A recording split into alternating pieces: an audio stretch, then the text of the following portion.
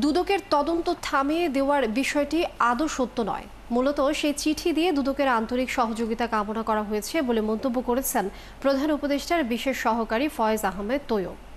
সোমবার রাজধানী foreign service একাডেমিতে এক সংবাদ সম্মেলনে তিনি বলেন, সম্প্রতি একটি পত্রিকায় আধা সরকারি চিঠি দিয়ে দুদকের তদন্ত থামিয়ে দেওয়ার চেষ্টা করা হয়েছে বলে একটি রিপোর্ট ছাপা হয়েছে।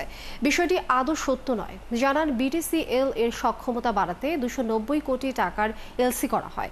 কিছু বিশেষ কোম্পানি বিটিসিএল-কে এই মার্কেট থেকে সরিয়ে দিতে চায়, তাই দুদককে অনুরোধ করে একটি চিঠি লেখা হয়েছিল।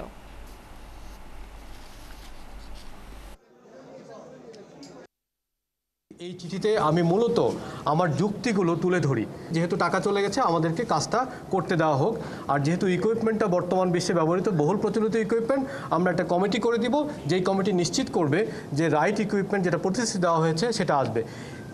এটাকে অপব্যাখ্যা করে আমাকে ব্যক্তিগতভাবে আমার মিনিস্ট্রিকে এবং আমাদের সরকারকে চরিত্র হননের একটা চেষ্টা আপনারা মিডিয়াতে দেখেছেন।